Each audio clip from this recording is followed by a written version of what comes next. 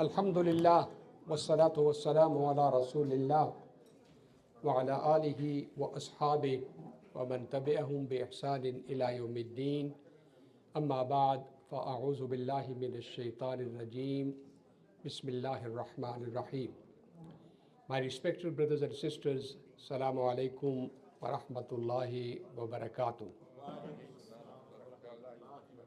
The topic tonight is very sensitive and also very appropriate, because the type of destruction which we are seeing there in Gaza or the West Bank really deserves some proper analysis. And as you know, politics is intertwined with religion. So most of the religious ideologies are used for sometime geopolitical interest and sometime for only religious interest. When it comes to Israel or Middle East, it's geopolitics connected with religion. Actually, religion is being used for the sake of what? Geopolitical interest and gains. Our brothers and sisters in Gaza, they are waiting for Imam Mahdi, and they consider Netanyahu or the state of Israel and even America as the Dajjal. While the Christians, they consider Hamas or Iran or Hezbollah as the Antichrist. While the Jewish people, they consider Hamas as well as many of the Islamic countries and actually the entire Islamic world, the children of Ishmael, as the ones who are anti-Semitic. So all three religions have got their sense of what we call the end-time prophecies. The end-time prophecies began with Judaism, because Judaism is one of the earliest monotheistic faith traditions. Then they were transformed by the Christians, because the Christians also went through a lot of persecution. So the transformation of those prophecies took place in Christianity. And when the Islamic religion came, there were also prophecies, but they are the counter, actually opposite of what is happening among the Jews and among the Christians. So I'm just going to inshallah settle down before I go to the discussion. So I'm going to start with some of the pictures. Can somebody tell me, last Wednesday, there was a huge problem there in Masjid al-Aqsa and a huge problem there in Jerusalem. And it was connected with Qurban. That's what they call, as we say, Qurbani. So they have got this concept of sacrificing the animal, but they are supposed to sacrifice it only at the temple place, at the Mount Temple. This is called Passover. So Israeli army, Israeli police, and then there were a lot of clashes between the right-wing Zionists, the Palestinians, as well as the Israeli army. Did anybody see some of those clashes? So you see over there, a young man carrying a lamb and trying to go to the mount, or what they call basically the temple area. Where is Masjid al-Aqsa right now, or where is what we call the Dome of the Rock? Now the Dome of the Rock is the place where they consider that the temple of Sulaiman alayhi salatu wassalam was. That is the most sacred place for them, and they say that the holy of the holy, their Kaaba, is at that place. And they say that the Sahra or the rock is the place where Ibrahim alayhi salatu wasalam tried to slaughter Sayyidina Ishaq according to them. So the slaughter according to them took place at that rock. So therefore they wanted to go at that place. And then the Palestinian brothers and sisters did not want these things to happen. And then the Israelis, because they were pressurized by the Saudis, by Jordanians, by Americans, that we are already having a lot of difficulties because of Gaza. You don't start another war there. So that's where the police did not allow them, but they slaughtered it in the close by area. Now, this is a flyer which was distributed all over Israel, that if somebody is arrested because of trying to slaughter the animal, that person will get $800. If somebody is able to go and slaughter it at the mount itself, the price for that will be $2,500. So that was a public. So public tried to go, but because of the international pressure, you see that the police was not allowing them. This is the leader. His name is Raphael Morris. He was the one who wanted the people to come and slaughter their animals at the mount, but then the police arrested him almost 22 miles away. And what he said? He says basically that there is no more room for Muslim rule on the Temple Mount. This is what is the understanding right now. Now, what does he say, or what does the organization say? It is time to build a third Jewish temple and renew sacrifices, the religious organization said. Dear government and Arabs, you are messing with the wrong generation. It further war. So the whole discussion is taking place in Israel that now these are the end times, and this is the time for us to establish the third temple. I'll come back and I will give you some history about the temple. I'm just introducing the topic right now. So now you look at what happens since this right-wing government has come. The storming of Masjid al-Aqsa, or the mount, we call basically the Temple Mount, has become a kind of what commonplace. The government allows these right-wing people to go and worship at the place. They provide them with police protection, and then this is the time when they close Masjid al-Aqsa for Muslim worshippers. You have been seeing it for months and days, even during the month of Ramadan. They would not allow anybody less than 50 years of age. And even when it comes to the 50 years of age, they will cause them a lot of difficulties. So they wanted to reduce the number of Muslims who are participating in the worship there, and they wanted to increase the number of Jewish settlers who were coming to offer their prayers there. You have also seen this bridge. This bridge comes from the Jewish quarters directly to the Wailing Wall area. So this is the way they wanted to avoid people coming from the Arab quarters or Maghariba quarters. So this is the wall which is coming from there directly to the Masjid al-Aqsa or the Wailing Wall. Now, I'm sure you must have seen this guy, bin Ghafir, one of the right-wing ministers who has been going by himself along with many of the settlers to offer the acts of worship over there. And whenever he goes there, a lot of bloodshed take place over there because the Palestinian brothers and sisters resist it. So this is the problem now. Now you can say,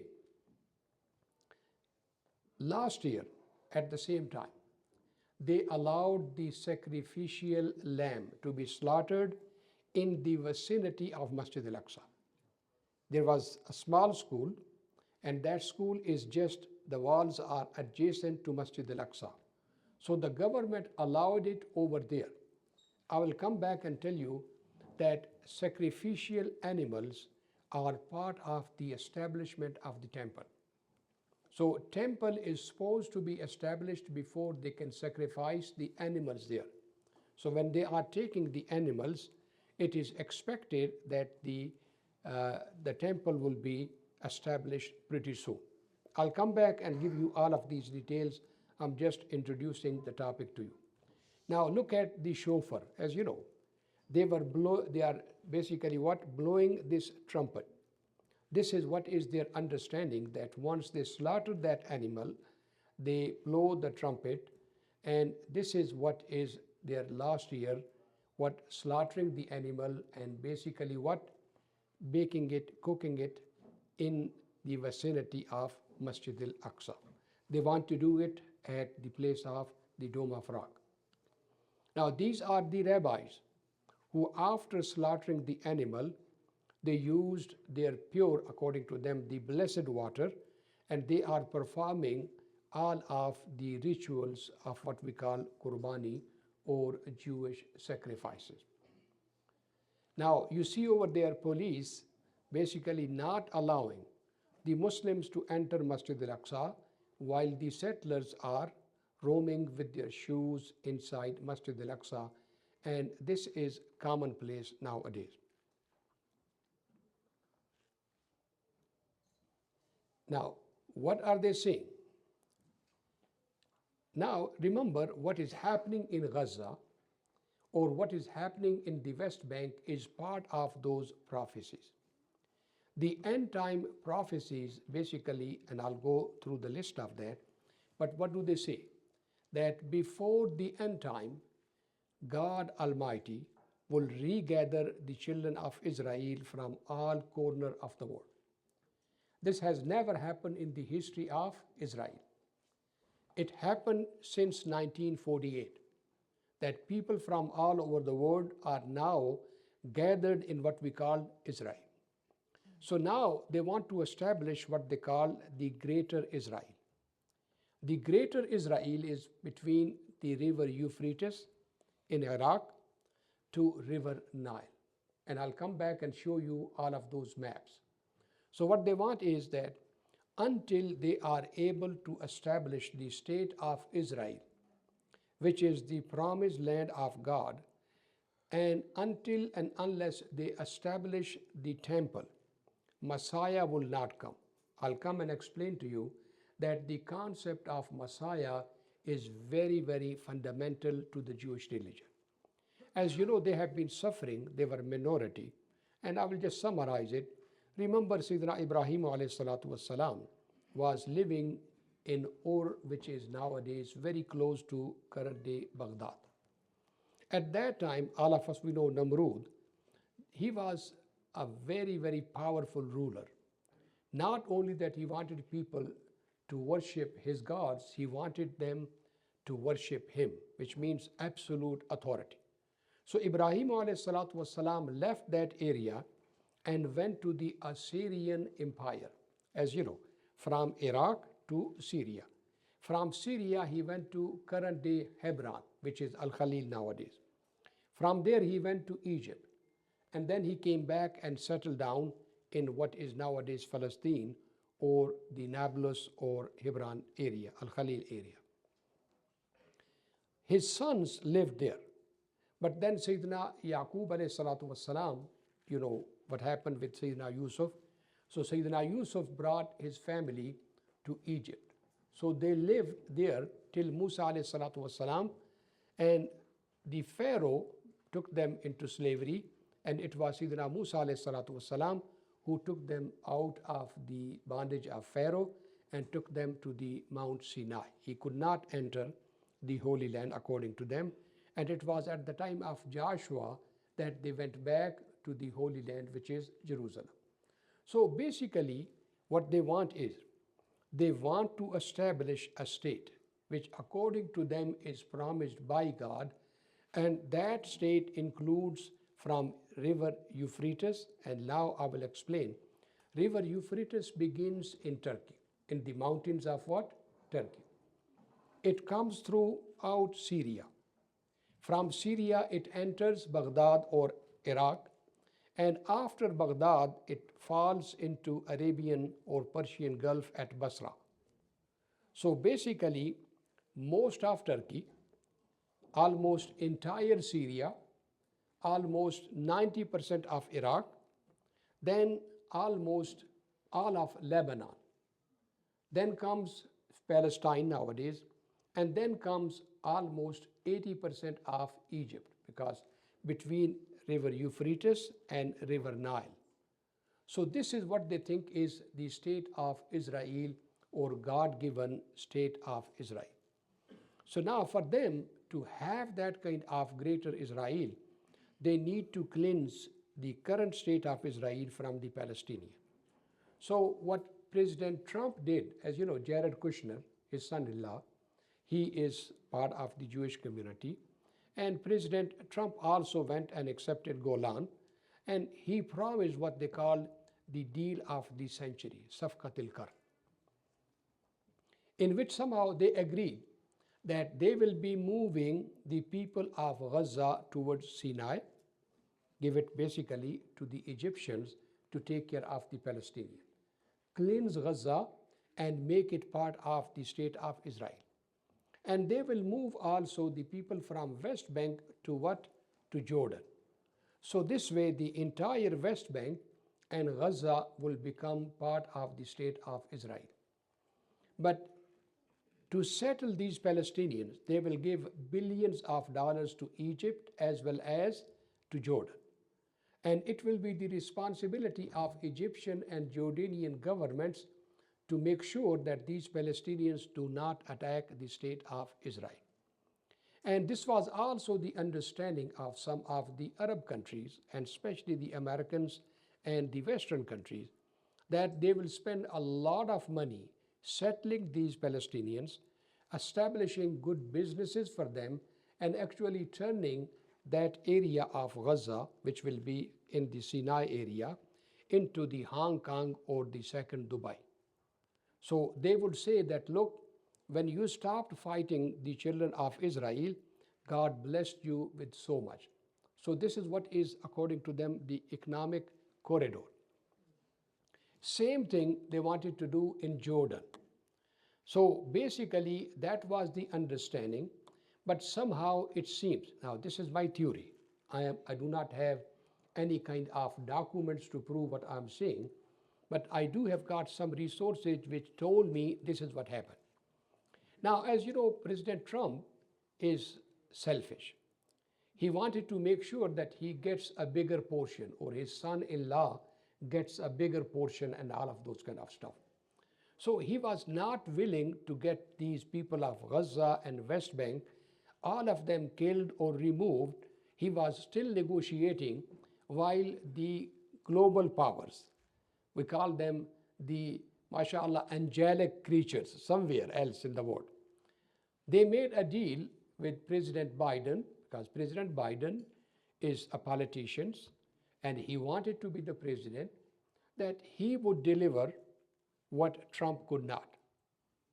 So therefore, this is exactly, and October 7th, to me, what happened, like Hamas went, it could have not been possible without some, inner people doing something. God knows what happens.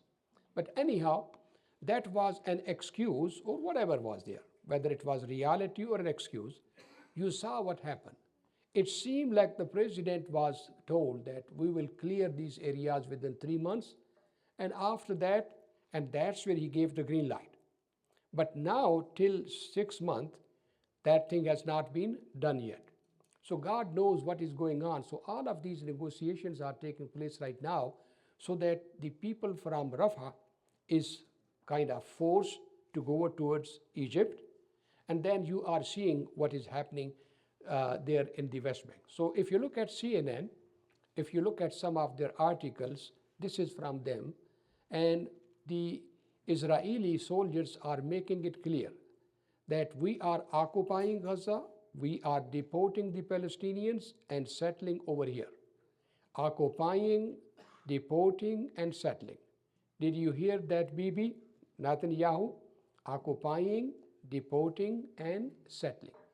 So all of what our policymakers are telling you is nothing but baloney. Inside, this is what is the agreement.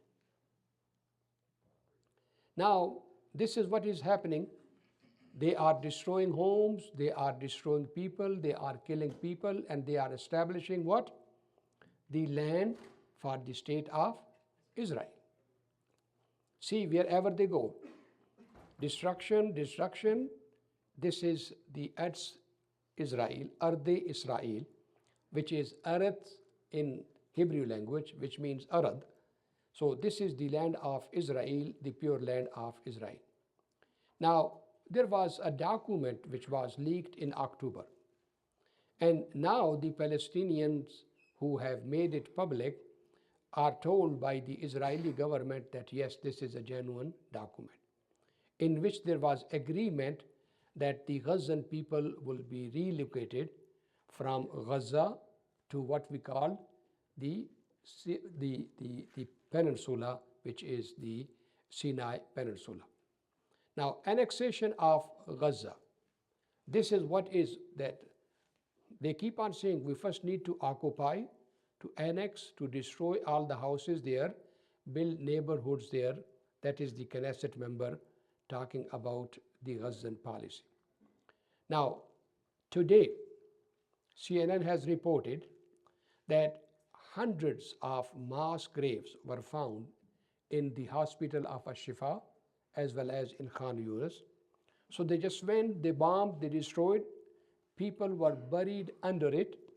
And those who were taken to the hospitals, they basically killed them and put them in the mass grave. So these kind of mass graves are into hundreds. Imagine those people whom we know, 33,000, they are confirmed dead who came to the hospital or whose janazah was done. Those who are buried under the rubble are those who are killed and nobody knows them. They are countless. So therefore, all of these mass graves, they don't care whether anybody is being killed, innocent, child, woman, doesn't matter. As long as you are standing in the way of establishing the kingdom of God. You are fighting God. So a person who is fighting God is supposed to be killed, is supposed to be punished. So therefore, thinning the Palestinian from Gaza and making them leave or making the situation so miserable that they cannot survive is the policy right now. Now here is the wall which Egypt is building. A wall between Gaza and Sinai. This is 54 feet deep in the earth. And then why? Because once they are moved out, so they will not be allowed to go back to Gaza. Now let's talk about West Bank, because West Bank also, as you know, so many new settlements were done there. I mean, if you remember the President Bush, the father, he took the stand and they were forced to dismantle some of them.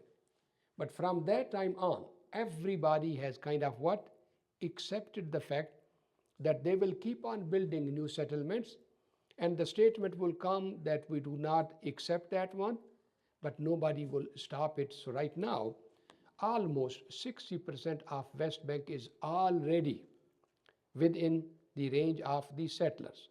So what they do, the government comes, they just use bulldozers to demolish houses after houses.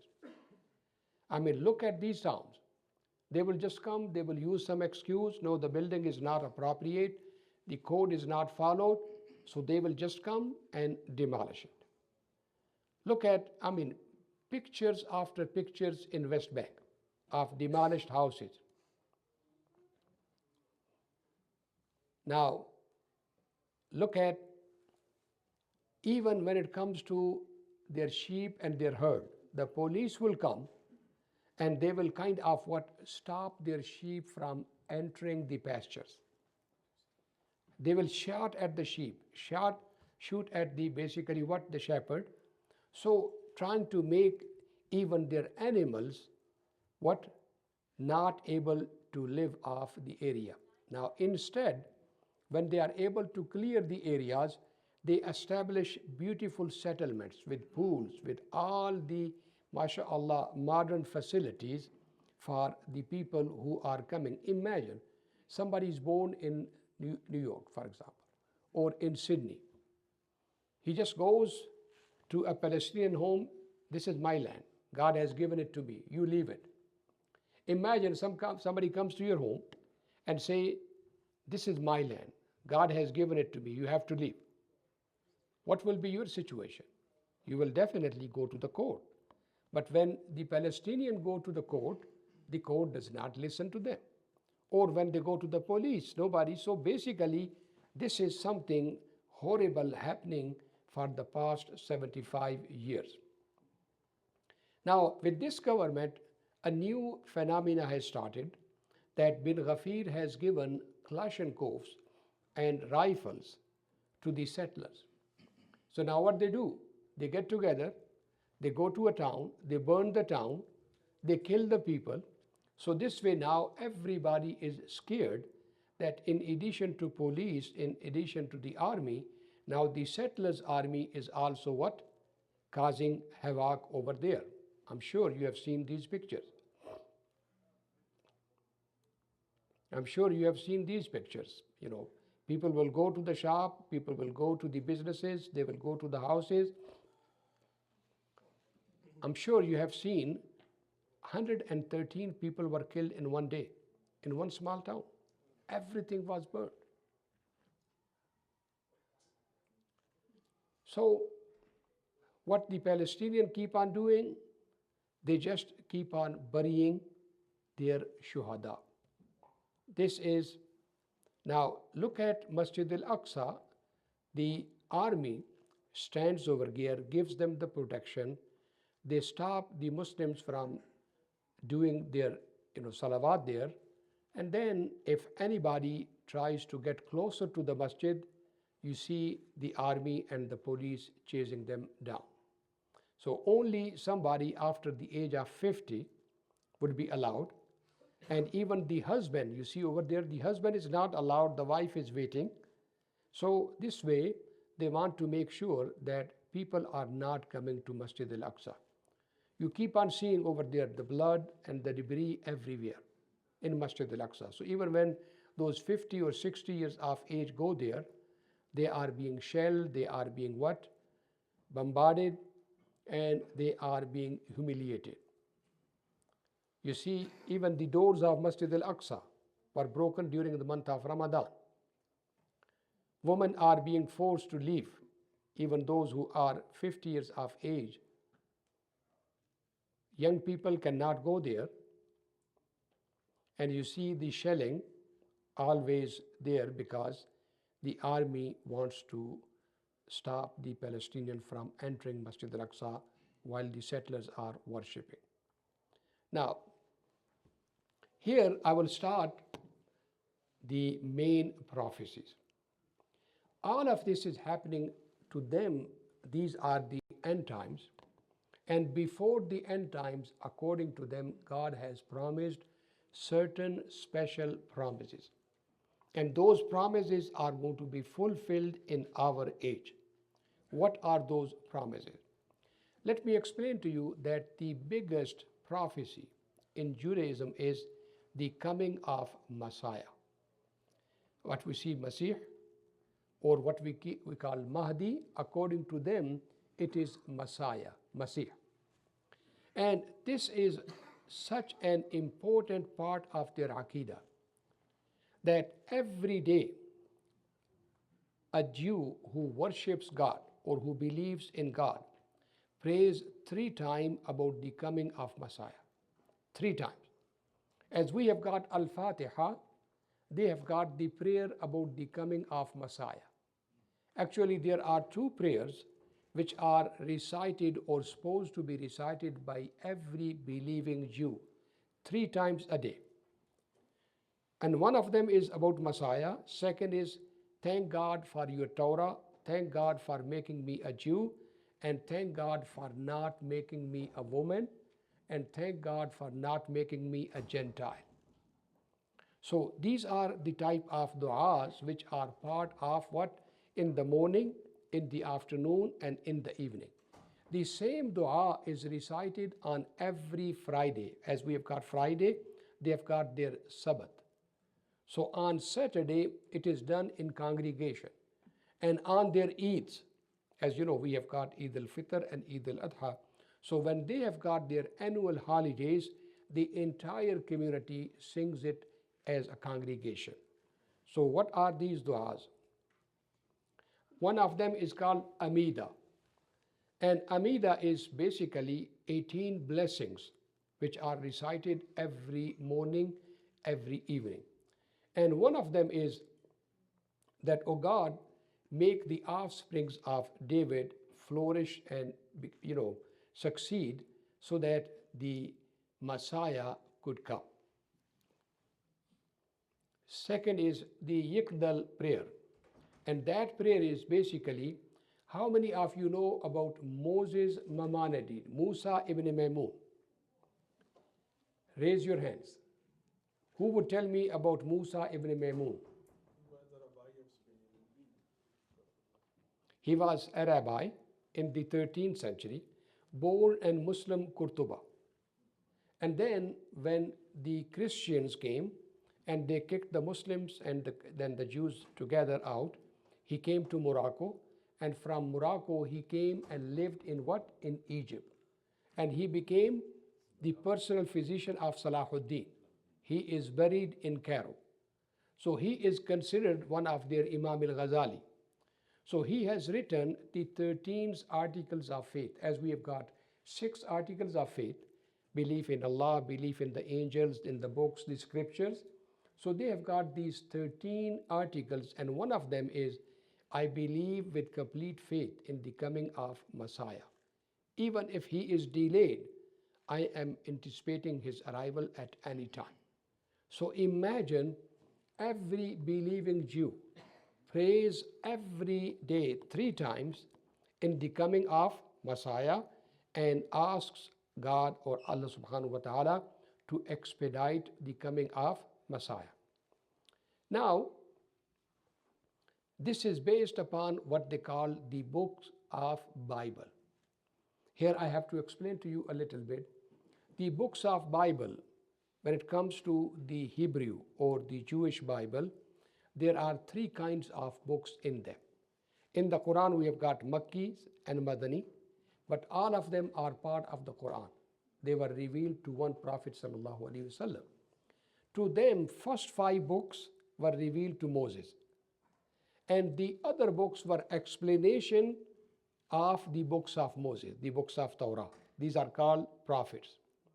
Then comes the later prophets who came after the senior prophets. Then come the books of history like Kings and Chronicles. So basically what they say is that the concept of Messiah was said by Moses, peace be upon him, in the books of Torah, and it was expanded upon by the later prophets. So it is part and parcel of what? Our faith and our iman. Now you can read this one, the statement of a current rabbi. They are waiting for the Messiah to come at any time. As we talk about the day of judgment, that day of judgment can come at any time. In the same fashion, they believe that the Messiah could come at any time. And they are always making dua because they believe once the Messiah comes, according to them, all the enemies of Israel will be destroyed, and there will be a new world order, a new kingdom of heaven, where the Jewish people or the people of God will rule according to them, and anybody who would survive will serve them as the servant. So that will be the state of what? Peace and prosperity for the entire Jewish people. So that's where they are seriously waiting for that Messiah. Now, which are the kingdoms which that Messiah is going to be destroying? By name, it is the kingdom of Ishmael, the children of Ishmael. So basically what is going to be happening, the kingdom of Ishmael is going to be destroyed before the coming of Messiah. So this is the duty of every believing person, to strive towards what? Destruction of the children of Ishmael, because according to them, Sayyidina Ismail alayhi salatu wassalam was from Hagar. As you know, according to them, I'm just trying to make things simple, that Ibrahim alayhi salatu wasalam was married to Sarah alayhi salatu wasalam, and she did not have any children. So then she was given as a kind of bondswoman, Hajira, and she gave it to Ibrahim alayhi salatu wasalam. So Ismail alayhi salatu wasalam came first, but he is not considered from the pure blood, because according to them, the blood comes from the mother. So she was not a Jewish woman, so therefore he is considered the son of Ibrahim, but he is not considered pure Jewish or Israelite. And according to them, Sarah did not like the wife, second wife, and the children, so she forced Ibrahim alayhi salatu wasalam to kick them out. So that's where Ismail alayhi salatu wasalam and his children, they came to the barren valley, which is what? In Makkah. So now, according to them, the biggest enemies of the children of Isaac are the children of what?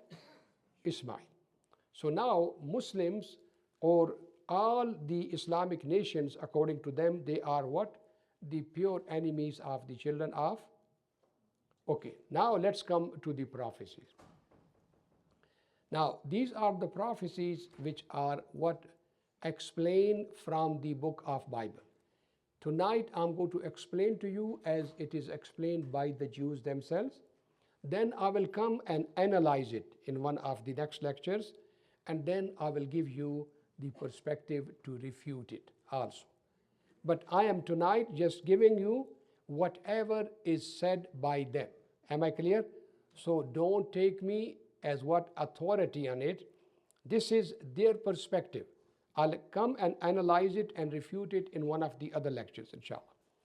So what is the list of prophecies? That before the end time comes, before Qiyamah comes, what will happen? The Messiah will come. The book of Isaiah is among the senior prophets, as you know. After the 5 books of Moses, number of senior prophets, among them is the book of Isaiah. So what does it say? A child is born who will have the government upon his shoulder, and will be called Wonderful Counselor, Mighty God, Everlasting Father, Prince of Peace. So even the Christians, they call Jesus what? Prince of Peace, using this title, because they consider Jesus as the Messiah. Am I clear? The Jews believe that Jesus cannot be Messiah, because to them Messiah is a worldly leader, a king, who is going to kill so many enemies and establish the kingdom, worldly kingdom. And they say that Jesus could not establish any kingdom, and actually he was crucified. So how could he be Messiah? So the Christians say, no, he is going to come and do it when he comes back. That's where they are waiting for the second coming of Jesus. We'll talk about these things when we come to the Christian prophecy. Now, the second thing is regathering of Israel. As you know, and I will show you the details, but tonight just the basic information. As you know, Sayyidina Dawood alayhi salatu wassalam established the kingdom, and his son Sulaiman alayhi salatu wassalam ruled it all the way to Yemen. So what is nowadays Israel, closer to Syria, and then all the way to Yemen, this is what was the kingdom of David, or the kingdom of Sulaiman alayhi salatu wassalam. When he died, 2 of his sons, they divided the kingdom into southern and northern kingdom. Northern kingdom, which was bordering Syria and Lebanon, it was called Samaria. The Judean, which is closer to Gaza and Egypt, it was called Judea. So Samaria was what? Attacked by the Syrians, Ashurians, and what happened? They took all of the Jews and took them into captivity. So this is what is called the first diaspora. Then the Babylonian king Nebuchadnezzar, we call him Bukhtu-Nasser, he attacked them, and he took all of the Jews to Babylonia, which is current day Iraq. Second, that's where you saw that they always believed that if the state of Israel is going to be threatened, it's going to be threatened by the Syrian regime, and by the Iraqi regime. That's where Saddam Hussein was killed. Because according to them, and even right now in Kurdistan, why the Israelis have got their what? Armies and their bases, because they believe that the next person who is going to come and attack Israel is going to be coming from what? From Babylonia, which is Iraq. And that's where our American friends and everybody else is sitting there, because to them, they are stopping the coming of the next what? Antichrist from there. To cut the long story short, what you are seeing is also part of the religious ideology. Some of them, when we come to the details, some of them would say that the forest of that time extended from Iran to current day what? Afghanistan. So as we say, the people of black turbans will come out of what? What is right now Khorasan.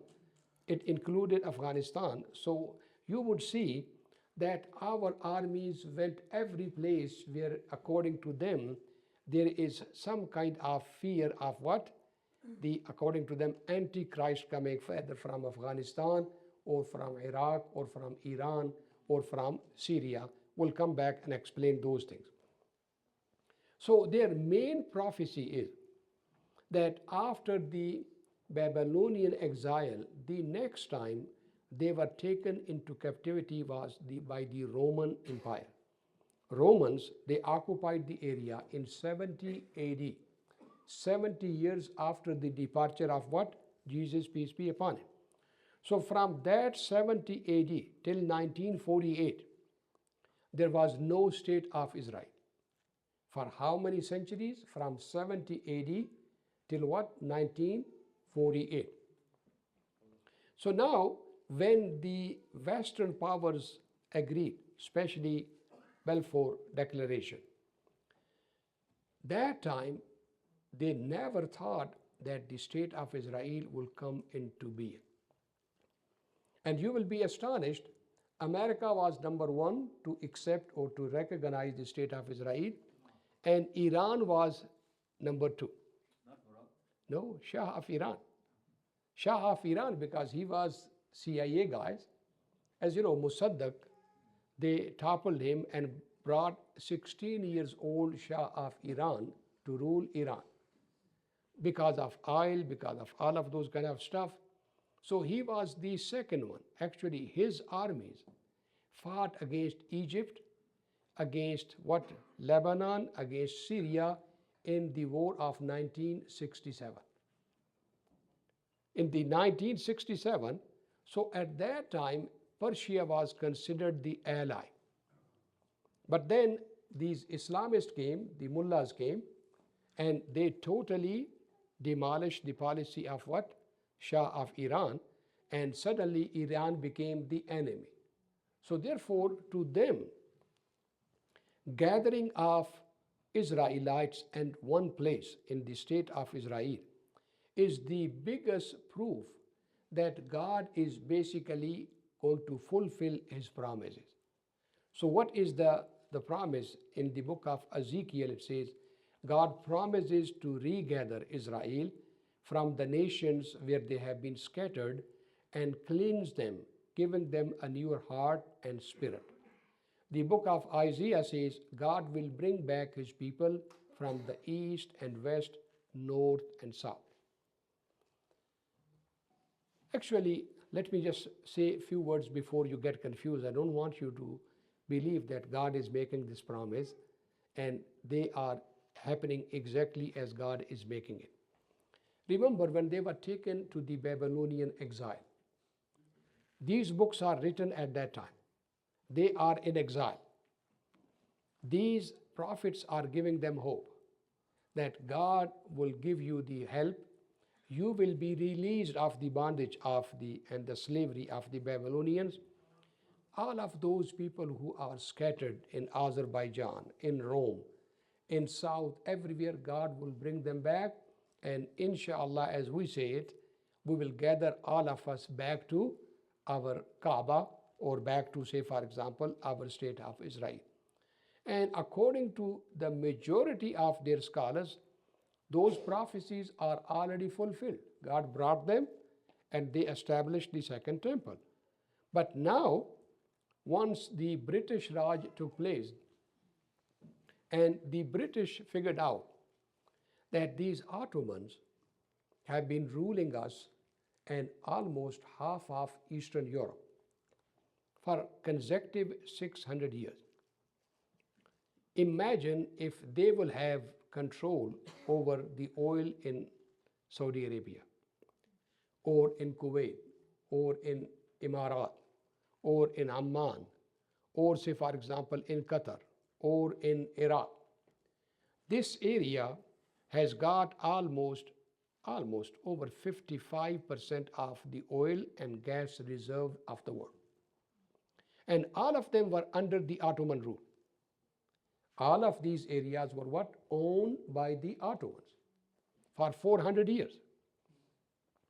So number two was that this is the area where all the trade routes of the world combine, they converge. From China, from East Asia, Japan, Thailand, you name it, from India, everything comes through the Indian Ocean and it passes through Yemen, which is Bab el Mandab. On this side is what? Somalia, and on this side is Yemen. So the entire world trade passes through what? That area. Anybody who sits over there with small missiles can disrupt what the Houthis are doing right now. Then also the next entrance to the world is Mediterranean Sea. Mediterranean Sea basically on this side is Libya, then comes what? Egypt, and here is Palestine, then goes Lebanon, and then Syria. So this is the entrance to Europe, and this is also the entrance to Africa. So if these Ottomans will control these areas with the oil, according to them, they felt that they will rule for the next 1,000 years. That's where they plotted what we call the nationalism. They went to the Egyptians, you are Egyptians and not Ottomans. You are not Turk. They went to the Syrians, they went to the Palestinians, they went to everybody. And with these national movements, they divided the Ottoman Empire, and this way they brought these kind of new rulers who did not have much of the experience or much of the legacy. And this is what their control is, that by means of, and now they want to establish a police officer over these Islamic countries. So if they do not behave, they have got what? MashaAllah, the superintendent of police over there, Israel, to straighten the knob. But they want to make sure that the Mediterranean is what? Entrance and exit is controlled, and that's where, in addition to American bases, the state of Israel is over there. So now they were the one who used these religious prophecies and made them into a full-fledged ideology. Actually, if you look into Ben Gurion and everybody else's statements, they make it very clear that the state of Israel was a colonial project. West wanted to colonize this area, and they could not do it by themselves because it was taking so much personal sacrifices. So they used the Jewish people and they used their religious ideology, because as you know, people will die for their religious beliefs and they will not die for Rothschild and these big companies. If Amazon, or say for example, any of the British, say for petroleum, they hire people. I mean, even if they give millions of dollars, nobody will go and die there. But for the sake of paradise, for the sake of religious ideologies, people are willing to make the sacrifices. So these people were settled over there as a kind of colonial project. So now this gathering of Israel became what? The rallying cry that God is fulfilling His promise, and now the rest of the prophecies are going to be what? Fulfilled. What are the rest of the prophecies? Rebuilding of the third temple. As I mentioned to you, that the temple in Israel or in Jerusalem was destroyed in what? In 70 AD. From that time now till now, there's no Jewish Kaaba anywhere. That's where they do not do the pilgrimage. That's where they say we do not do the prayers because we do not have even Kaaba to face. So on Yom Kippur, all of them, they do the sajda, but halfway they stop.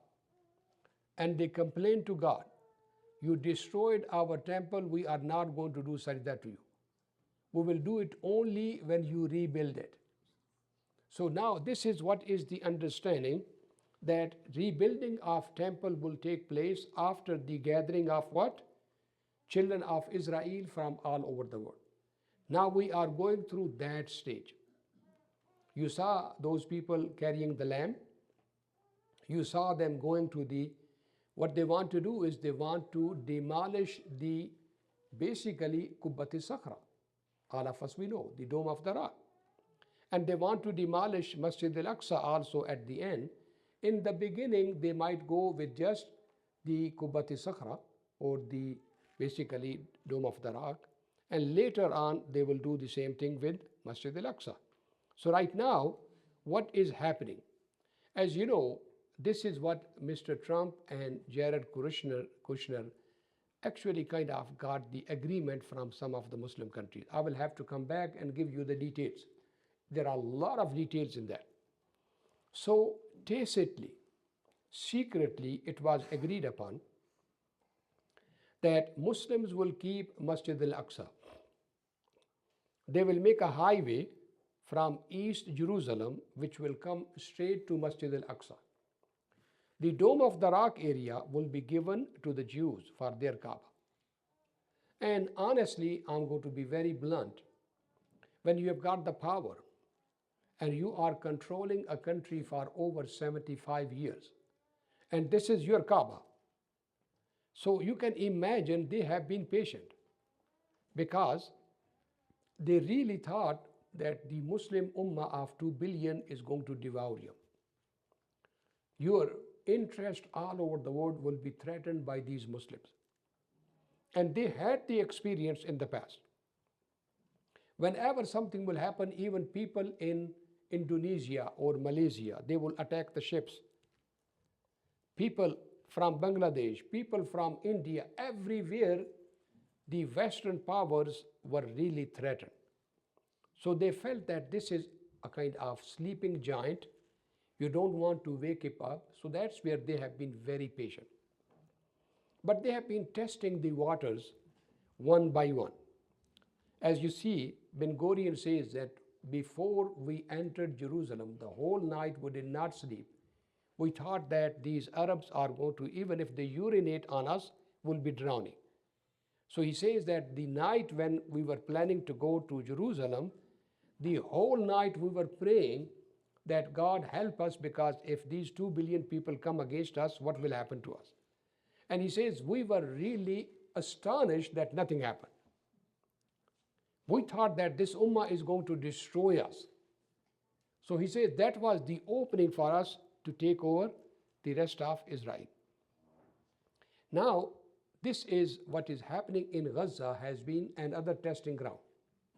Because without killing them, you cannot get them out. They have been killing in thousands, but to kill 30,000, 40,000 and injure 80,000 seriously and bury so many of them alive, they never expected that they can do it and there will be no repercussion. So now it seems it is clear that this ummah, according to them, as some of them have said, these are the giants on the paper. They talk a lot, but they do not do much. This is what, as you know, now as you see, many students are on the college campuses. President Biden was in New York. He did not go to Columbia University because his advisor told that these are few crazy youngsters. They are minority. Let them express whatever they are doing. After a few days, after a few months, everything is going to subside. Same thing happens with the American community. Their analysis is that these Muslims talk a lot. They give fiery speeches, but then their hearts are not together. We can divide them into Syrians, Egyptians, Saudis, Pakistanis, and they will not vote as a block vote. So this is what they were afraid, that if we kill these Muslims, and in thousands there are going to be repercussions. And right now, it seemed like for them it is nothing. So in spite of the fact that the social media has shown us everything, the Ummah could not do anything. So now the roads are open. That's where you see that the concept of rebuilding of the temple is getting a lot of traction.